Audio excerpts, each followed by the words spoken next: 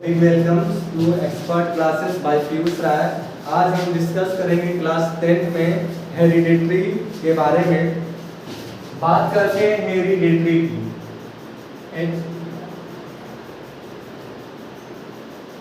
Hereditary होता क्या है, पहले हम इसको समझते हैं। इसमें दो टर्म आता है, इनहेरिटेड कैरेक्टर और एक होता है एक्वायर्ड कैरेक्टर। इनहेरिटेड कैरेक्टर क्या होता है, एक्वायर्ड।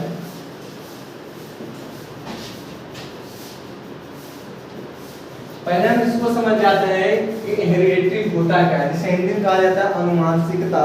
जैसे उसमें दो टर्म आते हैं, इनहेरिटेड और एक्वायर्ड कैरेक्टर। इनहेरिटेड का मतलब ये होता है those character we obtain from their parents body या parents generation is known as inherited character। जैसे कि किसी का जैसे बाल कर्ली हो जाना और जो एक्टिविटीज है, बोलने के फ्रीक्वेंसी, वो सारे जो होते हैं जेनेटिक के थ्रू जब आते हैं, तो ऐसे कैरेक्टर को हम क्या बोलते हैं, इनहेरिटेड कैरेक्टर बोलते हैं। और एक्वायर्ड कैरेक्टर वो कैरेक्टर होते हैं जो हमारे फादर की जनरेशन से, यानी हमारे पेरेंटल जनरेशन से हमारे में ट्रांसफर ना हो। जैसे एग्जाम्पल में अगर मान लीजिए हमारी उंगली टूट जाए, तो ये जरूरी नहीं है कि हमारे ऑफस्प्रिंग में ये जाए। ये कैरेक्टर क्या हमने खुद अर्जित किया है, तो ऐसे कैरेक्टर को क्या बोलते हैं, एक्वायर्ड कैरेक्टर बोलते हैं। Those character which are not transfer from one generation to another generation, this type of character is also known as acquired character. Acquired character. अब बात करते हैं हेरिडिटरी में, जिसका एक साइंटिस्ट का नाम है ग्रेगर जॉन मेंडल।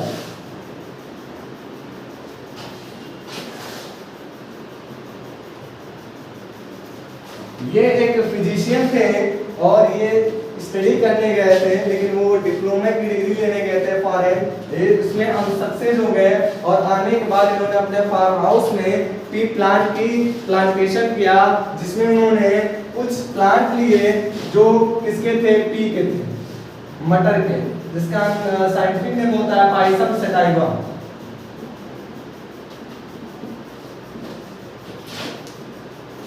बात करते हैं पी मटर की। इन्होंने दो क्रॉस दिए, एक क्रॉस जिसका नाम होता है मोनोहाइब्रिड क्रॉस और दूसरा दिया इन्होंने क्रॉस डाई हाइब्रिड क्रॉस।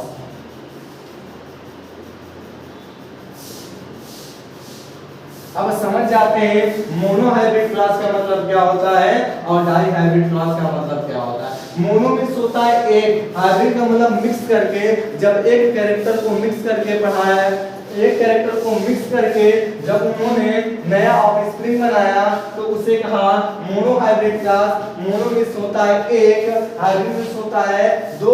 जब एक कैरेक्टर को लेकर के इन्होंने क्रॉस कराया, तो उसको उन्होंने नाम दिया मोनोहाइब्रिड क्लास। जैसे कैपिटल टी जिसको इन्होंने बताया टाल, और स्मॉल टी जिसको बताया इन्होंने ड्वार्फ। और जब दो कैरेक्टर को लेकर के ट्रांसफर यानी उसमें मिक्सअप यानी हाइब्रिडाइजेशन कराया, उसको दिया गया डाई हाइब्रिड क्रॉस। जैसे राउंड येलो और ग्रीन राउंड येलो और ग्रीन रिंकल्ड।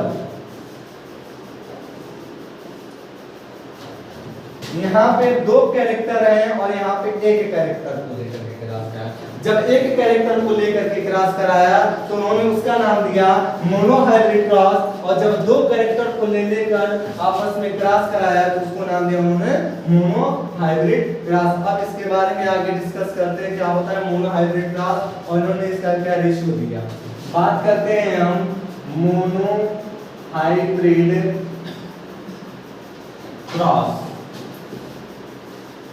मोनोहाइब्रिड क्रॉस में इन्होंने क्या किया, अपने जो गार्डन लगाया था उन्होंने एक कैरेक्टर टाल का लिया और एक कैरेक्टर ड्वार्फ का लिया, और इन दोनों के साथ क्या किया, क्रॉस कराया। जब क्रॉस कराया तो F1 जनरेशन की जो बिल्कुल इक्विवेलेंट आई सब में, इन्होंने क्या किया, कैपिटल टी स्मॉल टी का आपस में क्रॉस कराया जाए, तो कैपिटल टी स्मॉल टी बना, फिर इसका इससे कराया तो कैपिटल टी स्मॉल टी बना, फिर इसका कैपिटल टी स्मॉल टी बना, फिर इसका कैपिटल टी स्मॉल टी बना। यानी जो पहली जनरेशन जो इनकी आई थी वो सारे क्या हो गए, टाल जो हो गए वो डोमिनेट हो गए। डोमिनेट का मतलब जो प्रभावी हो गया। प्रभावी का मतलब ये है कि जिसके अंदर ज्यादा कैपेबिलिटी थी वो क्या हो गया, डोमिनेट हो गया, और जो कमजोर पड़ गया वो रिसेसिव हो गया। इसका मतलब जो सारी जो ऑफस्प्रिंग आए वो सारे लंबे आए, और जो सबसे कमजोर पड़ गए वो छिप गए। जब इन्होंने फिर दोबारा इन्होंने F1 जनरेशन के बाद दूसरे जनरेशन में क्रॉस कराया, तो जब क्रॉस कराया तो फिर क्या हुआ, कुछ कैरेक्टर ड्वार्फ हो गए, कुछ कैरेक्टर डोमिनेंट हो गए, और कुछ कैरेक्टर हाइड हो गए। तो इन्होंने जब पहला क्रॉस इसमें कराया तो कैपिटल टी यानी प्योर टाल आया, फिर इसका इन्होंने कैपिटल टी स्मॉल टी आया, फिर स्मॉल टी कैपिटल टी से कराया तो कैपिटल टी स्मॉल टी करा आया, और जब लास्ट में इन्होंने कराया तो स्मॉल टी और स्मॉल टी का। इन्होंने ये कंक्लूजन निकाला कि जब दूसरी पीढ़ी F1 जनरेशन के बाद जब आएगी तो उसमें जब उन्होंने क्रॉस कराया तो एक प्योर टाल आया, दो टाल आए लेकिन ये प्योर नहीं थे। इनके अंदर जो डोमिनेंसीज थी वो टाल में थी, लेकिन जो रिसेसिव कैरेक्टर था वो इन फर्दर आगे क्या हो सकता था, आने की संभावना थी, और एक क्या हुआ, बिल्कुल ड्वार्फ आ गया। तो अगर देखा जाए तो दो रेशियो के बारे में उन्होंने बताया था, एक फिनोटाइप रेशियो होता है और एक होता है जीनोटाइप रेशियो। अब फिनोटाइप का क्या मतलब होता है, जीनोटाइप का क्या मतलब होता है, आगे हम डिस्कस करेंगे। जब कोई भी प्लांट बॉडी या एनिमल बॉडी के फिजिकली को देख करके हम उसके बारे में कुछ कहते हैं या उसके जीन के बारे में जब हम स्टडी करके बताते हैं तो उसे फिनोटाइप रेशियो कहा जाता है, और जब उसकी जीन की स्टडी करके हम एक्सप्रेस करते हैं तो उसे जीनोटाइप कहा जाता है। फिनोटाइप में जब उन्होंने देखा तो पहली जनरेशन में सारे इक्विवेलेंट आए, जो टॉलनेस था वो टॉल वाला था, वो बिल्कुल क्या था, डोमिनेंट था, प्रभावी था, इसीलिए इसको कहा गया प्रभाविता का नियम, डोमिनेंसी।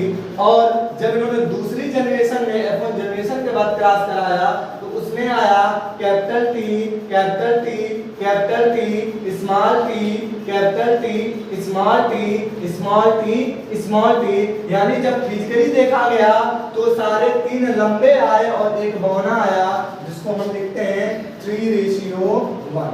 और जब इनका जीनोटाइप स्टडी किया गया तो एक लंबा था जिसको 1 लिखा जाता है 1:2, और दो क्या थे, लंबे थे लेकिन उनके अंदर हाइट था, डॉर्फनेस का कैरेक्टर, इसीलिए इसको 1:2:1 लिखते हैं। और 1 क्या था, बिल्कुल प्योर बौना। इन्होंने इतना ही मोनो हाइब्रिड क्रॉस के बारे में दिया। अब ये जब कैपिटल टी जो है इन्हें प्योर टाल कहा गया, और जो कैपिटल टी स्मॉल टी है इनको हाइब्रिड फॉर्म में काउंट किया गया, क्योंकि इनके अंदर दोनों के कैरेक्टर थे, और एक बिल्कुल ड्वार्फ यानी प्योर आएगा, इसे कहा गया लॉ ऑफ डोमिनेंसी, यानी जो प्रभावी होगा वही आगे ट्रांसफर होगा और जो रिसेसिव होगा वो छिप जाएगा। अब बात करते हैं डाइहाइब्रिड क्रॉस के बारे में। रेशियो की बात करते हैं। फिनोटाइप रेशियो जो मोनोहाइब्रिड क्रॉस में आया था फिजिकली देख करके वो आया था 3:1, और जीनोटाइप रेशियो की बात की जाएगी वो था 1:2:1। यहाँ पे हम समझ सकते हैं, देखिए यहाँ पे 1 डोमिनेंट, 2 हाइब्रिड एंड 1 डॉर्फेन। देखा जाए तो ये तीनों लंबे हैं, इसलिए फिनोटाइप को 3 बोल दिया गया, और 1 क्या था, डॉर्फ था, तो फिनोटाइप रेशियो 1 बोल दिया गया। और जब जीनोटिपिकली इसका स्टडी किया गया तो देखा गया एक टाल थे, 2 टाल थे, लेकिन वो हाइब्रिड थे, उनके अंदर ये भी प्रोबेबिलिटी थी कि आगे चल के वो डॉर्फ हो सकते हैं क्रॉस कराने के बाद, इसीलिए उसको लिखा गया 1:2:1, और एक बिल्कुल जो था बिल्कुल डॉर्फ था। बात करते हैं डाइहाइब्रिड क्रॉस की। डाइहाइब्रिड क्रॉस में इन्होंने क्या किया, 2 डिफरेंट कैरेक्टर को लिया, R capital Y small R small y। अब इस बात पे डिस्कस कर लेते हैं क्यों इन्होंने पी प्लांट को लिया। पी प्लांट को इसलिए लिया क्योंकि लाइफ साइकिल जो थी वो कम समय की थी, जिसमें कई पीढ़ियों का अध्ययन कर सकते थे। इसमें इन्होंने क्या किया, पहले वाले में इन्होंने राउंड येलो सीड लिया और इसमें ग्रीन रिंकल्ड लिया।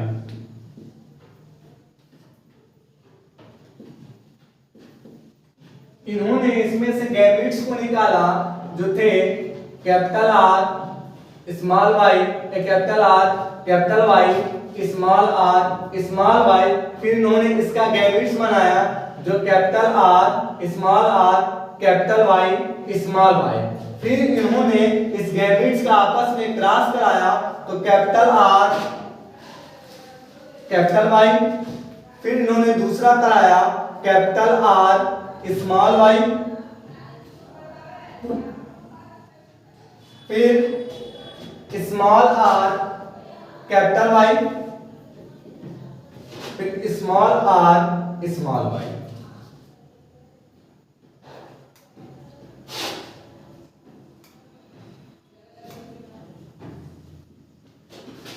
इन्होंने 4 गैमेट्स निकाले। इनको निकालने के बाद इन्होंने आपस में क्रॉस कराया जो हम आगे आपको दिखाते हैं। Capital R capital Y, capital R small Y, small R capital Y, small R small Y. अब आपस में इनका इन्होंने क्या किया, मल्टीप्लाई गुणा किया और गुणा करने पे जब मल्टीप्लाई किया तो कैपिटल आर कैपिटल वाई आया। और इन्होंने फर्स्ट और थर्ड का ही सिलेक्शन किया इसको डिटरमाइन करने के लिए, पहले और तीसरे को। फिर इसका ही इसी तरीके सारे का सबसे मल्टीप्लाई करना पड़ेगा और फर्स्ट और थर्ड को ही देखना होगा। फिर बात करते हैं capital R capital Y small Y. इसे क्यों लिखते हैं, क्योंकि अल्फाबेटली सबसे पहले अल्फाबेट वाले को बड़े वाले को लिखते हैं, उसके बाद छोटे वाले को लिखते हैं। फिर capital R small R capital Y capital Y. फिर इन्होंने मल्टीप्लाई किया capital R capital Y small Y. फिर इसका इसी तरीके से दूसरे का भी होगा capital R capital Y small Y, capital R small Y small Y, capital R capital Y small Y, capital R small Y small Y. फिर तीसरे का भी उसी तरीके से होगा capital R capital Y capital Y. फिर capital R capital Y small Y, capital R capital Y capital Y. फिर small R capital Y small Y. फिर इसका चौथे का भी फोर्थ पार्ट वाले का भी इसी तरीके से मल्टीप्लाई होगा capital R capital Y small Y. फिर इसका इससे होगा capital R small Y small Y. इसका थर्ड से होगा small R capital Y small Y. फिर इसका लास्ट वन वाले से होगा स्मॉल आर स्मॉल वाई और स्मॉल वाई। अब इससे इन्होंने एक कंक्लूजन निकाला, रेशियो दिया 9:3:1 जो फिनोटाइप था। वो कैसे हम दिखाते हैं, पहला जो आया राउंड येलो आया। क्या आया, राउंड येलो आया। राउंड येलो में क्या किया, इन्होंने देखा तो पहले और तीसरे को ही देखा, जिसमें 1 यहां हो गया, दूसरा आप देखेंगे यहां बना, फर्स्ट और थर्ड को ही देखेंगे। आर वाई को इन्होंने क्या नाम किया, राउंड येलो। तो अब देखते हैं कितने बने राउंड येलो, पहले को देखिए और तीसरे को देखिए। कैपिटल आर कैपिटल वाई को ही देखना है। एक बन गया, यहाँ पे 2 बना, यहाँ पे 3, यहाँ पे 4, यहाँ पे 5, यहाँ पे 5, यहाँ पे 6, फिर यहाँ पे देखा 7, 8, और फिर एक बना आपका जाके 9, जो कि रेशियो दे दिया 9। अब बात करते हैं दूसरा इन्होंने दिया ग्रीन राउंड।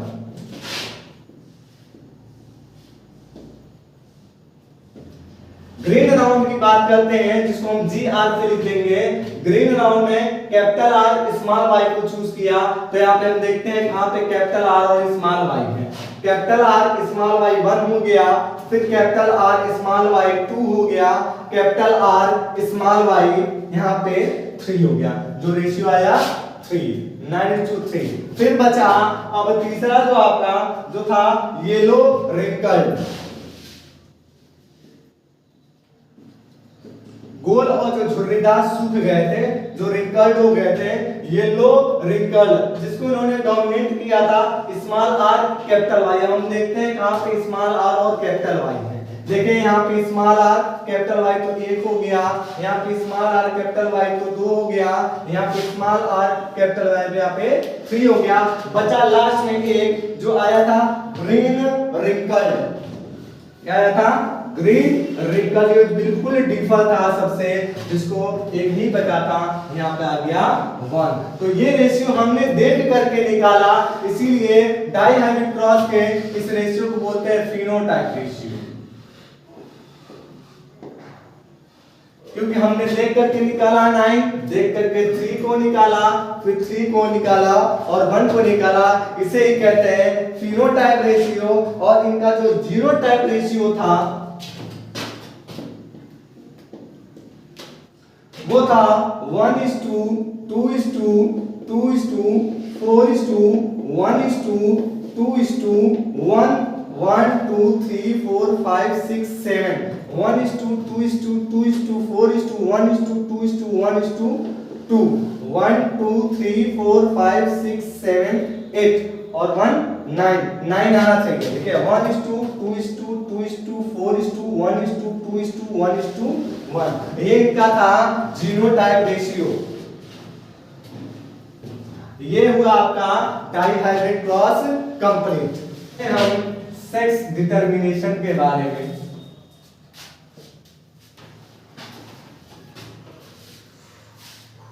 जिसको कहते हैं लिंग निर्धारण। लिंग निर्धारण का मतलब होता है कैसे पता किया जाएगा कौन सा डॉटर सेल्स बनेगा और कौन सा सन सेल्स बनेगा। तो बात करते हैं इन केस ऑफ मेल में XY पाया जाता है और फीमेल में XX पाया जाता है। अब जब इसका हम क्रॉस कराते हैं तो X का जब मेल का फीमेल के X से मिलता है तो डॉटर का फॉर्मेशन होता है, यानी गर्ल्स बेबी बनती है, पुत्री बनती है। और जब इसी X का Y से जाकर के मिल जाता है तो पुत्र यानी सन का फॉर्मेशन होता है। यही रेशियो जो होता है दोनों में इक्वल आता है, XY XX XX XY और XY, यानी दोनों की प्रोबेबिलिटी क्या होती है 50-50% की होती है। इसे कहते हैं सेक्स डिटरमिनेशन, लिंग का निर्धारण। और अक्सर इस समय ये देखा जाता है कि जो महिलाओं को उत्पीड़न करते हैं, लेकिन गलती क्या होती है पुरुष की होती है, क्योंकि पुरुष के अंदर ऑलरेडी खुदा ने XY दे रखा है तो और फीमेल में XX दे रखा है, यानी महिला कोई भी परिवर्तन करना चाहे तो नहीं कर सकती है, लेकिन मेल में क्या हो सकता है परिवर्तन होता है। दोष इसमें अगर लड़की हो जाती है तो लड़के का होता है, ना कि लड़की का होता है, क्योंकि इनके पास ऑलरेडी ही XX क्रोमोसोम्स पाया जाता है, इनके अंदर कोई परिवर्तन नहीं हो सकता है। इसलिए ये सेक्स डिटरमिनेशन का पार्ट हुआ कंप्लीट। अब आगे मिलेंगे नेक्स्ट चैप्टर के साथ। अब डिस्कस करते हैं इनहेरिटेड ट्रेट्स के बारे में।